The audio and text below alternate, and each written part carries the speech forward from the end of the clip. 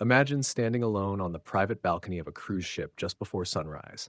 The Caribbean Sea stretches endlessly into darkness, swallowing every reflection except a few fading stars.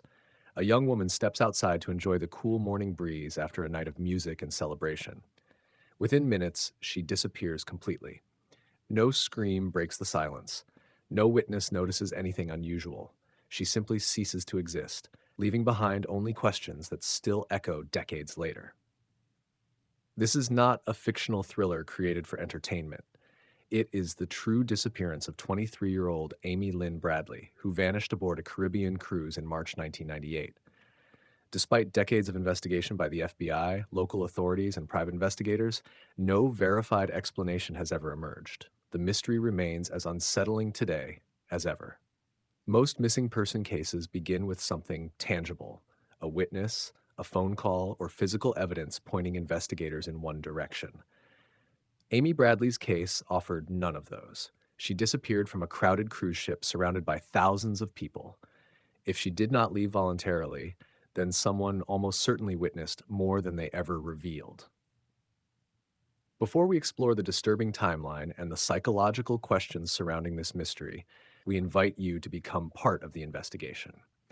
If you appreciate thoughtful true crime stories built on verified evidence rather than sensational speculation, please support the channel by liking this video, subscribing, and sharing your perspective after listening until the very end.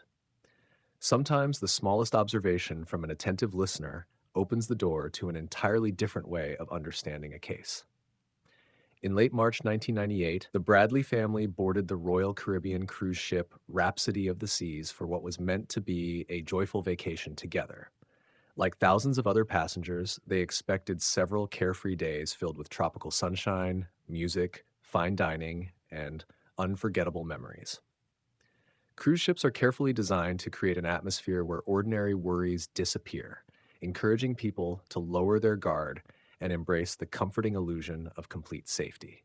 As the voyage continued through the Caribbean, the enormous vessel gradually approached the island of Curacao. By then, passengers had settled into an easy rhythm of late breakfasts, afternoon relaxation, evening entertainment, and lively nighttime celebrations. Laughter echoed through restaurants and dance floors, while strangers quickly became temporary friends. Beneath this peaceful atmosphere, however, a tragedy was quietly moving closer with every passing hour, completely unnoticed by everyone on board. To understand why Amy's disappearance continues to fascinate investigators, we must first understand who she really was. Amy Lynn Bradley was a 23-year-old woman from Virginia who had recently graduated from Longwood College with a degree in physical education. She possessed remarkable physical strength, natural confidence, and an energetic personality that made her comfortable in social settings while remaining deeply connected to her family and future ambitions. Amy was also an accomplished basketball player whose athletic background shaped both her discipline and awareness. Friends described her as practical rather than reckless, confident without being careless. She loved animals, enjoyed outdoor activities, and maintained a close relationship with her parents and younger brother. Nothing about her behavior suggested someone preparing to disappear voluntarily. Instead, she appeared focused on building the next chapter of an ordinary, promising life filled with meaningful goals. Perhaps the most overlooked detail in Amy's profile is her ability to swim exceptionally well. This fact has challenged one of the earliest explanations proposed after her disappearance. Falling into the ocean does not automatically become fatal for someone with strong swimming skills, especially under relatively calm conditions. While the sea remains unpredictable, investigators have long questioned whether an accidental fall alone adequately explains the complete absence of physical evidence. The final hours before Amy vanished involved several individuals whose names would later become central to the investigation. Her father, Ron Bradley, unknowingly became the last family member to see her alive. Her mother, Eva Bradley, would soon recognize that something was terribly wrong. Her younger brother, Brad, spent much of the evening celebrating with her, sharing what neither of them realized would become their final memories together. Another important figure emerged from the ship's entertainment staff. Multiple witnesses later recalled seeing Amy dancing and interacting with a band member commonly known by the nickname Yellow. Investigators examined these interactions carefully because they represented some of the last independently confirmed sightings of Amy before dawn. Although suspicion naturally followed, no publicly available evidence has ever conclusively connected him to her disappearance or established criminal responsibility. Attention also turned toward the wider crew and security personnel aboard the vessel. Cruise ships operate through strict organizational structures where staff possess specialized access unavailable to passengers. Crew members understand hidden passageways, restricted service areas, maintenance corridors, and operational routines invisible to ordinary tourists. Whenever someone disappears inside such an environment, investigators must carefully examine not only individual behavior, but also the systems controlling movement throughout the ship. From a criminological perspective, a cruise ship creates a fascinating paradox. It appears remarkably secure because everyone lives within a contained floating environment surrounded by open ocean. Escape seems impossible without attracting attention, yet that same isolation creates unique investigative challenges. Restricted spaces, rotating staff, hidden service corridors, and limited surveillance can produce unexpected blind spots, allowing critical events to unfold beyond the awareness of both passengers and security personnel. The feeling of complete safety often changes how people think and behave. When an environment appears secure, vigilance slowly fades, trust becomes automatic, and subtle warning signs are easily ignored. Psychologists describe this as risk normalization. If a predator was present aboard the ship, that false sense of security could have become their greatest advantage. As investigators retraced Amy Bradley's final known movements, another disturbing weakness became impossible to ignore. In 1998, cruise ships relied on limited surveillance systems, leaving many critical areas completely unmonitored. Those missing recordings created permanent gaps in the timeline, transforming one unexplained disappearance into an enduring mystery that continues to challenge investigators today. The evening of March 23, 1998, began with the predictable, upbeat rhythms of a standard cruise ship dinner celebration. Amy Bradley, dressed in a casual outfit, joined her parents and brother for an evening filled with laughter, food, and music. The family's psychological state was entirely relaxed, completely detached from the stresses of daily life back home in Virginia. After dinner concluded, the atmosphere shifted toward late-night entertainment, prompting Amy and her brother Brad to head toward the ship's dance club. As the night progressed into the early hours of March 24th, Amy spent a significant amount of time on the dance floor. Multiple witnesses later recalled seeing her dancing and conversing easily with a member of the ship's performing band nicknamed Yellow. Yellow, a bass player for the onboard musical act, seemed to have developed an easy, highly visible rapport with Amy. The social dynamic appeared entirely consensual and casual, a typical interaction between a friendly passenger and an approachable ship entertainer. Around 3:35 in the morning, the exhausting effects of the long night finally caught up with the siblings, prompting them to leave. Brad and Amy walked back together to their shared family cabin, navigating the quiet, brightly lit hallways of the sleeping vessel. Upon returning to the cabin, Brad exchanged a few brief words with his sister before drifting off to a deep sleep. Amy, however, did not immediately go to bed. Instead, she took her cigarettes and a lighter and stepped onto the balcony. The fresh, humid ocean air provided a quiet contrast to the loud, smoky atmosphere of the nightclub she had just left. Around 5:30 in the morning, her father, Ron Bradley, woke up briefly and glanced across the dimly lit room toward the glass. He clearly saw his daughter sitting comfortably on the balcony deck chair, quietly relaxing in the peaceful moments before dawn. Reassured that his children were safe and accounted for, Ron closed his eyes and drifted back to sleep. Approximately 30 minutes later, at 6 a.m., Ron woke up once again as the soft morning light began to fill the cabin. He looked toward the balcony to greet his daughter, but the chair where she had been sitting was completely vacant. The glass door was closed, and a heavy, unsettling silence hung over the small, confined living space of the room. Ron walked out onto the balcony expecting to find Amy looking at the sea, but the small deck was entirely empty. Upon checking the cabin interior, he discovered that Amy's shoes, her cigarettes, and her lighter were all left behind. She had stepped out of the room without her essential personal items, vanished into the crisp morning air without a sound. From a psychological perspective, the absolute lack of an audible or visual disturbance during this 30-minute window is profoundly disturbing.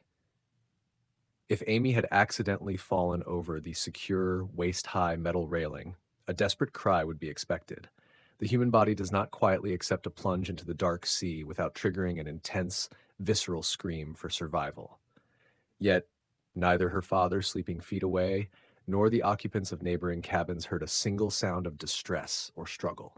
There were no frantic scratch marks on the railing, no overturned furniture, and absolutely no blood or physical evidence of violence. The environment was preserved in a state of eerie stillness, as if time itself had simply erased her. Furthermore, the technological limitations of the Rhapsody of the Seas in 1998 meant that no digital eyes were watching. The vast winding corridors outside the cabins and the exterior balconies were entirely unmonitored by security cameras or motion sensors. In modern criminal profiling, investigators rely heavily on digital footprints and facial recognition data to track movements. In Amy's case, there was only a vast black hole of information during the critical window between 5:30 and 6. The balcony offered no answers. Amy's chair remained exactly where she had left it, while her cigarettes and lighter sat untouched nearby. With no surveillance footage to reconstruct those crucial minutes, investigators were forced to rely on human memory. The silence surrounding her disappearance became as unsettling as the disappearance itself, leaving only unanswered questions. The moment Iva Bradley realized Amy was gone, panic spread through the family. They searched nearby hallways, stairwells, public decks, and restrooms while desperately calling her name. Believing every second mattered, they immediately notified the ship's staff and pleaded for emergency procedures, fearing Amy could disappear forever once the vessel reached port. Despite the family's urgency, the ship continued its scheduled approach to Curacao. Officials delayed issuing a ship-wide missing person announcement and did not immediately suspend passenger disembarkation. By the time a comprehensive search began, thousands of passengers had already left the vessel. For the Bradley family, that decision became one of the most controversial moments in the entire investigation. As a result, the gangways were lowered, and thousands of excited tourists began streaming off the ship into the city. The primary golden hours of the investigation were utterly wasted, allowing a potential crime scene to be thoroughly contaminated. The decision to allow passengers to freely disembark before a comprehensive, systematic search of the vessel is viewed as catastrophic. For several critical hours, the boundaries of the closed ecosystem were dissolved, allowing anyone to walk off unhindered. If Amy was abducted, the crowded disembarkation may have provided the perfect opportunity to move her unnoticed. By the time authorities began a full investigation, thousands of passengers had already left the ship. Investigators later questioned whether keeping the cruise schedule had unintentionally cost them valuable evidence and crucial witness accounts from that critical morning. Investigators soon turned their attention to the ship's band, particularly a musician known as Yellow. His description of his interactions with Amy differed slightly from several witness accounts. Although rumors quickly spread, no physical evidence or verified testimony ever established that he played any direct role in her disappearance. Some crew members appeared unusually anxious during questioning, but nervous behavior alone could not support criminal charges. Then the investigation took an unexpected turn. Several passengers claimed they had seen a woman resembling Amy after sunrise on the ship. Although none of those sightings could be confirmed, they suggested Amy remained alive after her reported disappearance that morning. Following the chilling realizations in the port of Curacao, the official apparatus of international law enforcement slowly groaned into motion. The Dutch Caribbean authorities and the Netherlands Antilles Coast Guard initiated a standard surface search of the surrounding ocean waters. For days, vessels combed the coastlines and local currents, looking for any physical sign of a body floating at sea. Concurrently, because the vessel was American-owned and the victim was a United States citizen, the Federal Bureau of Investigation asserted jurisdiction. FBI special agents boarded the Rhapsody of the Seas, deploying forensic teams to meticulously examine the Bradley family cabin. However, the delayed response meant that the physical environment had already been scrubbed, reset, and reoccupied by new, unsuspecting tourists. The complete absence of physical forensics within the cabin heavily complicated the initial investigative theories regarding an act of violence. No blood tracking reagents reacted, no fibers indicated a violent struggle, and the balcony railing yielded no conclusive DNA matches. If a brutal crime had occurred within those cramped quarters, the perpetrator would have had to clean it flawlessly. Furthermore, the ocean search yielded absolutely nothing. No clothing, clay, no remains, and no debris that could link Amy to the water. This total lack of empirical data forced investigators into an agonizing state of theoretical stagnation, lacking a clear starting point. The tragic reality was that the failure to seal the ship upon docking had left the trail entirely devoid of substance. As the weeks bled into months, the haunting mystery of the young woman who vanished at sea captured international media attention. The Bradley family, refusing to let the corporate silence swallow their daughter's memory, launched an aggressive, highly visible public relations campaign. They appeared on major television networks, true crime programs, and morning talk shows, keeping Amy's face etched into the public consciousness. With the rise of the early internet, online forums became flooded with amateur sleuths, generating thousands of competing investigative theories. The family began offering substantial financial rewards for information, a move that successfully generated an overwhelming flood of tips and leads. Tragically, the vast majority of these reports proved to be cruel hoaxes, mistaken identities, or dead ends that drained resources. Throughout the evolving investigation, law enforcement profiles continuously returned to the prominent figure of the ship musician, Alistair "Yellow" Douglas. He remained the final individual definitively documented as having sustained physical and social contact with Amy hours before she vanished. Investigators noted that his public statements, while generally cooperative, carried subtle linguistic shifts that suggested a calculated effort to distance himself. Despite intense psychological profiling and hours of aggressive interviewing, no forensic link could ever connect Douglas to a specific criminal act. He maintained his innocence, and with no body, no crime scene, and no confession, the legal system could proceed no further. The band member eventually faded from the formal suspect list, leaving behind a persistent, deeply frustrating shadow of doubt. With the primary suspect insulated by a lack of evidence, criminal analysts turned their attention toward the ship's large crew. A luxury liner employs hundreds of staff members who exist within a highly insular, protective subculture built on mutual loyalty. Certain crew members possessed master key cards, capable of unlocking passenger doors silently without leaving an audible digital trail in 1998. These individuals possessed deep knowledge of the vessel's blind spots, structural voids, and the precise schedules of the security watches. The theory that an insider orchestrated the abduction gained traction among independent investigators who understood the logistics of the ship. Yet, the sheer scale of the international workforce made comprehensive background checks and deep financial audits almost entirely impossible. A much darker, profoundly disturbing psychological theory began to dominate the analytical landscape: the involvement of an organized human trafficking network. Several retired FBI profilers posited that a young, athletic American woman could be an incredibly high-value target for international syndicates.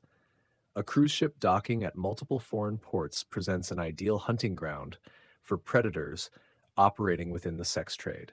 These networks operate with terrifying efficiency, utilizing corruption, forged documentation, and hidden safe houses to move victims across international borders. If Amy had been targeted, drugged, and quietly escorted off the ship during the chaotic disembarkation, she could have vanished instantly. While highly controversial and lacking definitive proof, this hypothesis offered a chillingly logical explanation for the total lack of remains. Investigators carefully examined Amy's background for any indication that she had chosen to disappear. They found no financial difficulties, family conflict, troubled relationships, or history of running away. She had recently graduated, remained close to her family, and looked forward to her future. Everything suggested she intended to return home after the vacation. 1 year later, the investigation changed direction after a U.S. Navy sailor reported a disturbing encounter in Curacao. He claimed a woman identifying herself as Amy Bradley quietly asked for help, saying she was being held against her will. Before he could react, two men escorted her away. Fear of military discipline delayed his report for several months. When investigators later searched the location, they found no trace of Amy or evidence confirming the sailor's account. Additional reported sightings appeared across several Caribbean islands, but none could be independently verified. In 2005, the FBI released age-progressed images in hopes of generating new leads. Despite years of investigation, Amy Bradley's fate remains unknown, and the mystery continues without definitive answers. When we dismantle the sprawling narrative of Amy Lynn Bradley's disappearance, we are left confronting two diametrically opposed core theories. The first and most structurally simple to digest is the classic hypothesis of accidental death at sea, suggesting she tragically fell from her cabin balcony. Proponents of this theory argue that the vast Caribbean Sea, with its powerful undercurrents, can swallow a human body instantly and leave absolutely nothing behind. In the pitch-black hours of the morning, a simple accidental misstep or sudden loss of balance could have sent her plunging down.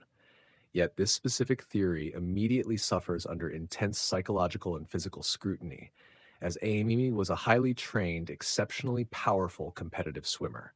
The complete absence of an audible scream, a massive splash, or any physical trauma on the balcony rails heavily challenges this neat, convenient conclusion. Furthermore, an individual with her high level of physical fitness and sharp survival instincts would not simply drop over a waist-high steel barrier without a fight. The physical architecture of the cabin balcony makes a completely silent, unassisted accidental fall statistically and mechanically improbable. The alternative theory paints a far more calculated, deeply malicious picture involving a forced abduction orchestrated by international human trafficking networks. This chilling narrative suggests that Amy was systematically targeted by predators on board, quietly incapacitated, and covertly removed from the vessel during the chaos. The subsequent eyewitness testimonies, particularly the vivid, highly detailed account from the American sailor in the Curacao establishment, give this theory immense psychological weight. It completely explains why no physical remains or clothing items were ever recovered by the Coast Guard. However, the trafficking theory still lacks the forensic evidence required to prove it beyond doubt. Investigators have never uncovered physical evidence, documented transactions, or verified links connecting the ship's crew to organized criminal networks. As a result, the case remains suspended between two possibilities: a tragic accident at sea or a carefully planned crime, with neither explanation supported by conclusive proof. Investigators have long considered the possibility that if Amy was abducted, the offender understood exactly how people behave in crowded tourist environments. Such individuals often rely on routine, distraction, and the false sense of safety shared by everyone nearby. A brief moment alone may have been all that was needed for someone to act without attracting attention. Amy was widely described as confident, cautious, and unlikely to trust strangers easily. If she willingly left the balcony with someone, investigators believe that person may have appeared familiar or trustworthy. Whether through previous interactions or an official role aboard the ship, establishing confidence first would have greatly increased the chance of approaching her unnoticed. If Amy disappeared under the same circumstances today, the investigation would likely look very different. Modern cruise ships use extensive surveillance systems, electronic access records, and advanced security technology to monitor passenger movement. While no system is perfect, investigators would almost certainly have far more digital evidence than was available during the limited surveillance environment of 1998. Back in 1998, the initial investigation was entirely crippled by primitive analog systems and the tragic absence of automated video recording. A contemporary forensic response would have isolated the victim's timeline within minutes, identifying every single individual who walked past that cabin door. The absolute gaping void of electronic data in Amy's case stands today as a stark monument to the flawed pre-digital era of criminal investigation. It allowed the perpetrators, if they existed, to slip through the seams of time completely unseen. Looking at this case through an Eastern philosophical lens, many believe that every action leaves a lasting consequence. Truth may remain hidden for years, but no deed escapes the quiet balance of cause and effect. Even when justice seems delayed, the weight of human actions continues to exist beyond what courts or investigations are able to uncover. Time has never erased the questions surrounding Amy Bradley's disappearance. Although no court has delivered a final answer, her story continues to endure through those who refuse to forget. Whether justice comes through new evidence or simply through remembrance, the search for truth remains a lasting responsibility shared by investigators, her family, and everyone still seeking answers. More than 2 decades later, Amy Bradley's disappearance remains one of America's most enduring unsolved mysteries. Her family has endured decades of uncertainty, false leads, unverified sightings, and unanswered questions without ever losing hope. No confession has emerged, no conclusive evidence has been found, and no final explanation has brought them the closure they have searched for since that early morning in 1998. Amy's empty balcony chair has become a lasting symbol of one of the most enduring mysteries in modern maritime history. Her case reminds us how quickly certainty can disappear, even in places that seem completely safe. As long as questions remain unanswered, her family and investigators continue searching for the truth, ensuring that Amy Bradley's story is never forgotten. Ultimately, the psychological anatomy of this mystery reveals more about human institutional failure than it does about the vastness of the ocean. The true tragedy lies in the critical hours wasted while the ship prioritized its docking schedule over a human life. Had the vessel been locked down immediately, the gridlock of theories we face today might have been cleanly resolved. Instead, we are left with a ghost story wrapped in corporate anxiety, an unsolved puzzle that refuses to decay.